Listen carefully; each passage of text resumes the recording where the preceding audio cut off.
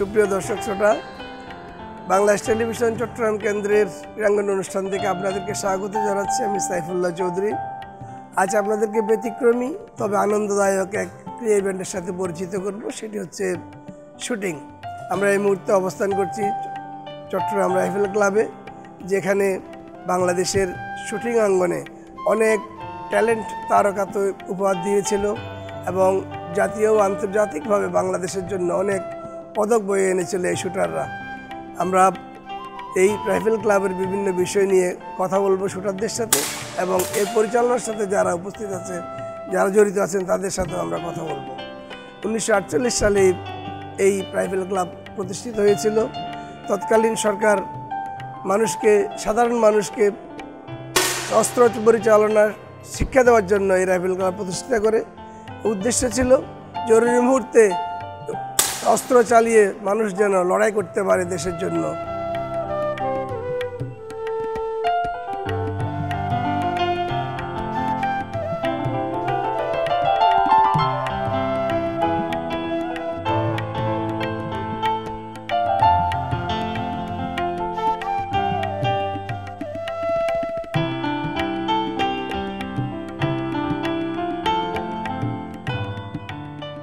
পর্যায়ে কথা বলছি চট্টগ্রাম রাইফেল ক্লাবের, যিনি 45 বছর ধরে এই সেবা দিয়ে যাচ্ছেন।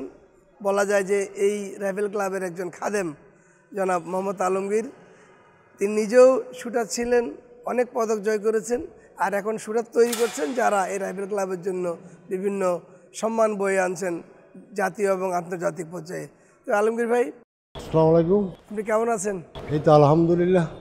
নিজেই তো এক সময় শুটিং করতেন, এখন শুটার তৈরি করছেন। জি, এই দুটার মধ্যে পার্থক্যটা কি মনে করেন? যে আপনি যখন খেলতেন তখনকার পরিবেশ আর এখনকার যে অবস্থা, অনেক ডিফারেন্স। আগে তো অ্যাভেলেবেল অ্যামিনিশন ছিল, অ্যাভেলেবেল ইকুইপমেন্ট ছিল, এখন ওরকম অ্যাভেলেবেল নাই এবং ফেডারেশনে যদি ইম্পোর্ট না করে না পায়। যখন খেলতেন তখন মানে এখানকার পরিবেশটা কিরকম ছিল? অনেক ওয়েল ইকুইপ ছিল কিনা এরকম? হ্যাঁ ছিল। আমি কোচ কাম শুটার, আমিও মানে এখান থেকে এখনো শুটিং আছে, এখনো খেলেন? এখন খেলি না, এখন সময় 11 সাল থেকে। জি, 11 সাল থেকে অবসর। তখন আমি 85 থেকে আমি কোচ কাম শুটার, শুটিংয়ে চলাতাম এবং আমি নিজেও শুটার। যখন শুটিং করতেন তখন ইকুইপমেন্টস কিরকম ছিল? তখন অ্যাভেলেবেল ইকুইপমেন্ট ছিল, কমে গেছে, অনেক কমে গেছে। কমার কারণটা কি? কারণ হলো ফেডারেশন ইম্প্রুভ করে না, তো কস্ট বেড়ে গেছে। কেন একটা গুলির মধ্যে আমরা আগে 0.22 টাকা ফেডারেশন থেকে আমাদেরকে দিত, এখন একটা গুলি নিতে হচ্ছে 15 টাকা। একটু ভালো উন্নত মানের গুলি হলো এটা 28 টাকা। এয়ার গান হলো 2.5 টাকা একটা গুলির দাম। তখন হলো এক বক্সের গুলির দাম হলো 300 টাকা ছিল, এখন এক বক্সের গুলির দাম হলো 1500 টাকা। আমরা সাফ মানে গেছি মোটামুটি মনে করেন, কিন্তু এশিয়ান মানে আমরা বসতে পেরেছি। এশিয়ান গেমসে তো আমাদের কোনো পদক নাই, তবে গেমস আমরা ক্যাপাসিটি আছে, অংশগ্রহণের মতো ক্যাপাসিটি শুটারদের আছে। তাহলে এশিয়ান গেমস থেকে আপনার অলিম্পিক আরো অনেক উপরে, বিশ্ব কম্পিটিশন আরো অনেক উপরে, অলিম্পিক হাইস্ট। এটা অনেক ডিফারেন্স আমাদের, অনেক ডিফারেন্স। এখন ডিফারেন্সটা কমিয়ে আমরা অন্তত সাফ পার হয়ে এশিয়ান মানে পৌঁছার জন্য কি করা উচিত বলে আপনি মনে করেন? কি করলে আমাদের এই র্যাঙ্কিং আরো উপরে উঠবে? প্রচুর প্যাডেলিটিস লাগবে, প্র্যাকটিস লাগবে, রেঞ্জ লাগবে। এখন তো ওয়ার্ল্ডের সব জায়গায় এই ম্যানুয়ালে হয় না, শুটিং হয় এই মনিটরে। ওখানে সব অটো সিস্টেম। আপনি এখানে মারবেন, গাড়িতে দেখবেন, আপনিও দেখবেন সামনে। এখানে এখন আমি কার্ড দিয়ে দেখতে এসেছি। ওই উন্নত মানের রেঞ্জ হলে সব জায়গায় প্রথম শর্ত হলো একটা উন্নত মানের শুটিং রেঞ্জ প্রয়োজন। এটা করতেই হবে। আমরাও আশাবাদী যে আপনি যদি সুযোগ সুবিধা পান তাহলে ভালো শুটার তৈরি করতে পারবেন। অবশ্যই দেশের সম্মানের জন্য, দেশের অনেক কিছু করার আপনার জন্য। ধন্যবাদ।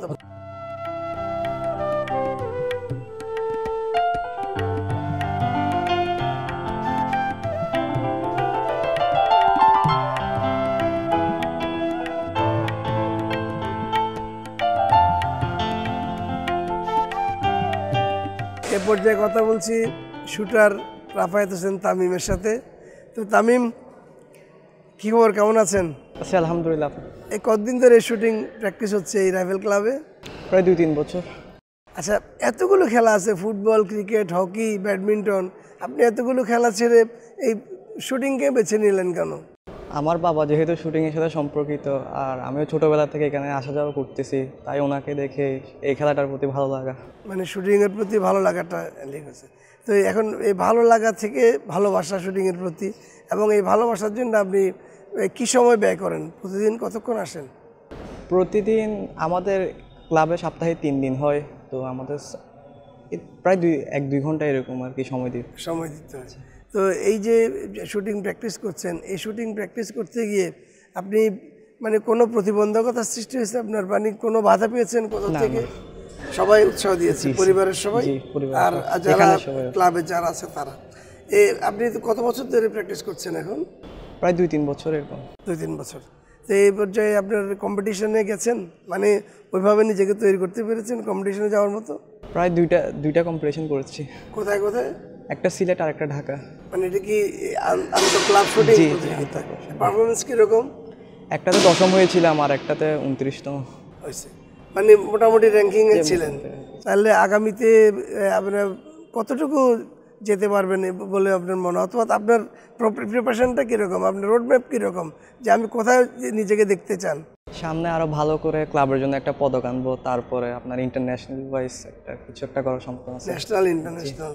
আর এই যে এই ক্লাবে, চট্টগ্রাম রাইফেল ক্লাব, এটা তো চট্টগ্রামে একমাত্র প্রশিক্ষণ কেন্দ্র এটাই শুটারদের। এখানকার ব্যবস্থা মানে কীরকম? পর্যাপ্ত মনে হয় আপনার কাছে? যা সুযোগ সুবিধা আছে আলহামদুলিল্লাহ পর্যাপ্তই আছে। পর্যাপ্ত আছে? কেন আমি তো দেখছি সব মান্ধাতার আমলের যন্ত্রপাতি, এখন তো আধুনিক অনেক ইকুইপমেন্টস তৈরি হয়েছে। জি, মানে আছে মোটামুটি, মানে আরো নতুন আনলে আমাদের জন্য আরো ভালো হয় আর কি, আরো ভালো হবে। অর্থাৎ আপনার এই যারা এই ক্লাবের ব্যবস্থাপনায় আছে তাদের কাছে আপনার অ্যাপিল কি, বা ফেডারেশন অথবা সরকার, তাদের কাছে আপনার কোনো আবেদন আছে কি না? জি, বর্তমানে মানে নতুন নতুন ইকুইপমেন্ট বাইরেছে, আমাদের জন্য যদি সেই ব্যবস্থা করা যায় তাহলে আমরা আরো উন্নতি করতে পারবো আগামীতে। এখন এই ক্লাবের হয়ে যারা অতীতে কমনওয়েলথে চ্যাম্পিয়ন হয়েছে, সাফে চ্যাম্পিয়ন হয়েছে, তাদের পথ ধরে আপনি নিজেকে সামনে এগিয়ে নিয়ে যেতে চান, এটা আমরা আশা করি আপনিও একদিন এই দেশের জন্য স্বর্ণপদক বয়ে আনবেন। সে প্রত্যাশায় আজকের মতো আপনার কাছে অনেক অনেক ধন্যবাদ।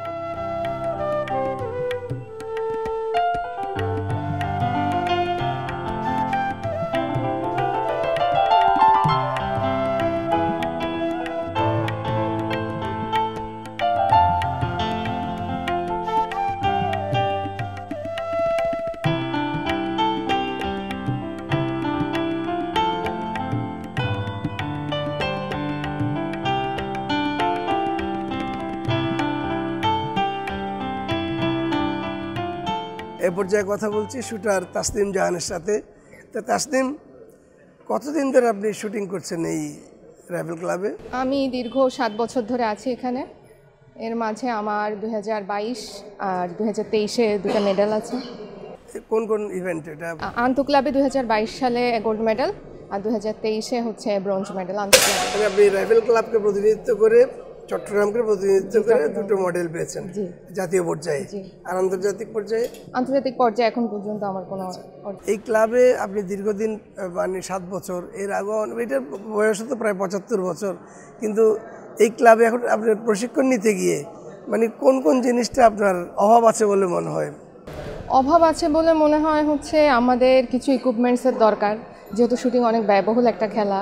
এখানে এই ইকুইপমেন্টসগুলো আমরা যদি পর্যাপ্ত পরিমাণে সাপ্লাই না পাই, আমাদের দেখা যায় শুটিং বেশ কিছুদিন পিছিয়ে থাকতে হয় আমাদের। সারা দেশে প্রচুর রাইফেল ক্লাব আছে, তাদের সবার হচ্ছে আমাদের যে ইকুইপমেন্টগুলো দরকার সেগুলো আমরা পর্যাপ্ত পরিমাণে সাপ্লাই পেলে তাহলে আর আমাদের আর কোনো কিছুতে অভাব থাকবে না, আরও সামনে এগিয়ে যাওয়াটা সহজ হবে। আমাদের ইকুইপমেন্টেরই মূলত প্রবলেমগুলো। অলিম্পিক বা বিশ্ব ইভেন্টে যাওয়ার মতো বাংলাদেশ অবশ্যই সেটা যাওয়ার জন্য কি করা উচিত বলে আপনি মনে করেন? রেগুলার প্র্যাকটিসের বিকল্প কিছু না।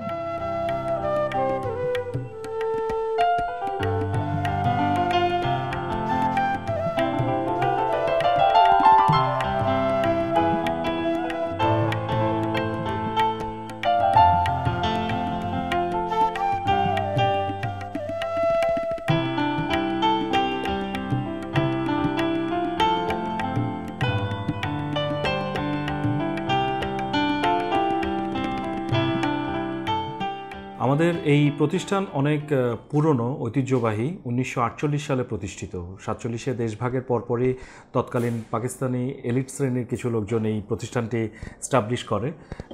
এই প্রতিষ্ঠানটি এস্টাবলিশমেন্টের মূল কারণ ছিল দেশের সাধারণ জনগণ যে কোনো ধরনের জরুরি পরিস্থিতিতে সরকারের সহযোগিতা করবার জন্য, দেশের পক্ষে হয়ে লড়ার জন্য যাতে অস্ত্র চালাতে পারে তার পূর্ব প্রশিক্ষণের উৎস হিসেবে। আমাদের পরবর্তীতে দেখা গিয়েছে শুটিং জিনিসটা ক্রীড়ায় রূপান্তর হয় সারা বিশ্বে। এরপর থেকেই চট্টগ্রাম রাইফেল ক্লাব একটি ক্রীড়া প্রতিষ্ঠান হিসেবে পরিচিতি লাভ করে এবং এরই ধারাবাহিকতায় আমাদের চট্টগ্রাম রাইফেল ক্লাব থেকে বহু বছর ধরে বহু দেশবরেণ্য শুটার তৈরি হয়েছে। বর্তমানে আমাদের বেশ কিছু শুটার প্রশিক্ষণরত আছেন। জাতীয় এবং আন্তর্জাতিক পর্যায়েও আমাদের অনেক শুটার আছেন। আমাদের শুটিংয়ে যারা প্রথমে আগ্রহ প্রকাশ করে, শুটিং শুরু করার জন্য কোনো ছাত্রছাত্রী যদি আগ্রহ প্রকাশ করে, সেক্ষেত্রে আমরা তাদেরকে বয়সসীমা বেঁধে দিই। 14 বছরের উপরে হতে হবে এবং 17 বছরের নিচে হতে হবে। সেক্ষেত্রে এই ক্রাইটেরিয়া ফুলফিল করে যদি কোনো শিক্ষার্থী আসতে আগ্রহী হয়, সেক্ষেত্রে আমরা তাদেরকে বলি তাদের পিতামাতা, যে কোনো ধরনের গার্ডিয়ান, লিগ্যাল গার্ডিয়ানকে নিয়ে আসতে, তাদের কনসেন্ট অনুযায়ী আমরা তাদেরকে এখানে ভর্তি নিয়ে থাকি। ভর্তির ক্ষেত্রে আমরা কোনো ধরনের তাদের থেকে ফি আদায় করি না, এটি সম্পূর্ণ বিনামূল্যে হয়ে থাকে আমাদের তত্ত্বাবধানে।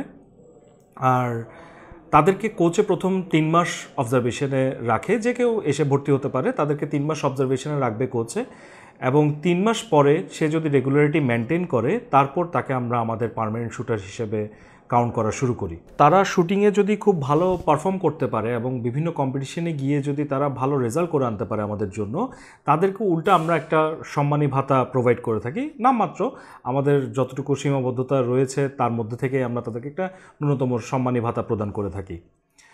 আমি রাইফেল ক্লাবের দায়িত্বে থেকে এবং নিজেও একজন সাবেক গোল্ড মেডেলিস্ট শুটার হয়ে আমি এটা আশা করব, রাইফেল ক্লাবের বর্তমানে যে ইনকাম সোর্সটা, যা দিয়ে আমরা শুটিং পরিচালনা করে থাকি, শুটিং একটি ব্যয়বহুল খেলা। আমাদের কিছু দোকান আছে, স্থাপনা আছে, নামমাত্র মূল্যে ভাড়া পাই আমরা। সেই ভাড়া দিয়েই আমরা আসলে পুরো শুটিং কার্যক্রমটা পরিচালনা করে থাকি। এত প্রতিবন্ধকতার মধ্যেও আমাদের বেশ কিছু আশার আলো আছে। যেমন প্রথমটা বলতে গেলে আমাদের শুটাররা যথেষ্ট আন্তরিক, তারা খুবই পরিশ্রমী, তারা পড়াশোনার পাশাপাশি শুটিং প্রশিক্ষণটাও চালিয়ে যাচ্ছে সমান তালে, তারা যথেষ্ট পরিশ্রম করছে। এর পাশে আমি আরেকটা জিনিস বলতে চাই, আমাদের এই প্রতিষ্ঠান যেহেতু জেলা প্রশাসনের মাধ্যমে সম্পূর্ণ পরিচালিত হয়, আমাদের জেলা প্রশাসক মহোদয় এবং অতিরিক্ত জেলা ম্যাজিস্ট্রেট, অতিরিক্ত জেলা প্রশাসক মহোদয়ের সর্বোচ্চ তত্ত্বাবধানে এটা চলে, পরিচালনা হয়। তো তারা সবসময় আমরা আন্তরিক পেয়েছি। আমি যে কয়জন স্যারদেরকে পেয়েছি, জেলা প্রশাসক বলেন, অতিরিক্ত জেলা প্রশাসক মহোদয়, সবাই খুবই আন্তরিক শুটিংয়ের প্রতি এবং রাইফেল ক্লাবের প্রতি খুবই আন্তরিক। একটি খুশির সংবাদ এটাও ছিল যে আমাদের চট্টগ্রাম রাইফেল ক্লাবের জন্য 3 একর জায়গা, এটা আমার ব্যক্তিগত একটা আবেদন ছিল স্যারদের কাছে, গভর্নিং বডির কাছে, আমাদের যাতে একটা আধুনিক শুটিং রেঞ্জের জন্য একটা জায়গা প্রয়োজন, জায়গা বরাদ্দ দেওয়া হোক। তো এটা আমাদের মিটিংয়ে, বেশ কিছু মিটিংয়ে এটা আলোচনা হয়েছে এবং এটা মিটিংয়ে পাশও হয়েছে যে আমাদেরকে 3 একর জায়গা আমাদের সাবেক জেলা প্রশাসক মহোদয় আমাদের জন্য বরাদ্দ করবার সকল প্রস্তুতি গ্রহণ করেছেন। তো আশা করব আমি এই প্রক্রিয়াটা যেন সবার সৎ উদ্যোগে খুব দ্রুত কার্যকর হয়। এটা হলে দেখা যাবে আমরা পুরো বাংলাদেশের মধ্যে বিকেএসপি এবং সেনাবাহিনীর পরে চট্টগ্রাম রাইফেল ক্লাবই পুরো বাংলাদেশের মধ্যে একটা মাত্র প্রতিষ্ঠান হবে যাদের নিজস্ব 100 মিটার স্কিট রেঞ্জ হবে। এবং এই 100 মিটার স্কিট রেঞ্জের মধ্যে আমাদের অনেক প্রতিবন্ধকতা আছে। একমাত্র রেঞ্জ তার সবচেয়ে বড় প্রতিবন্ধকতা বলে আমি মনে করি। রেঞ্জের কারণে আমরা কোনো শুটার তৈরি করতে পারি না। একটা নতুন শুটার যে আমরা রেডি করব, সেই রেঞ্জটা তো আমার নাই। এই শুটিংটা করবার জন্য আমার একটা প্রপার রেঞ্জ দরকার।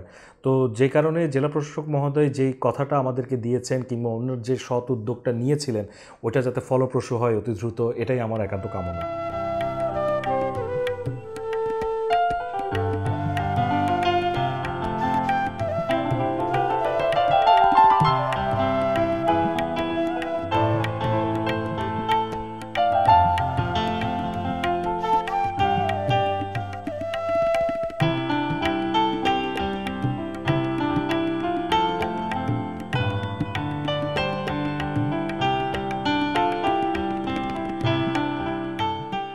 দেশের শুটিংকে অনেক কিছু দিয়েছে চট্টগ্রাম রাইফেল ক্লাব। আব্দুস সাত্তার নিনি নাসিরুদ্দিন জনি, আসিফ হোসেন, সৈয়দা সাদিয়া সুলতানা, নুরুদ্দিন সেলিম সহ অনেক দেশ বরেণ্য আন্তর্জাতিক শুটার উপহার দিয়েছে এই চট্টগ্রাম রাইফেল ক্লাব। কিন্তু কালের আবর্তে আমাদের এই রাইফেল ক্লাবের যে স্থাপনা, যে সুযোগ সুবিধা, সেটা আন্তর্জাতিক মানসম্মত নয়। ফেডারেশন এবং মন্ত্রণালয় এই চট্টগ্রাম রাইফেল ক্লাবের উন্নয়নে কার্যকর পদক্ষেপ গ্রহণ করবে, এর থেকে যাতে আরও ভালো মানের শুটার তৈরি হয় যারা দেশের জন্য সম্মান বয়ে আনবে, সে প্রত্যাশা রেখে আজকের মতো ক্রীড়াঙ্গন এখানে শেষ করছি। ক্রীড়াঙ্গনের সাথে থাকুন, সবাই ভালো থাকবেন।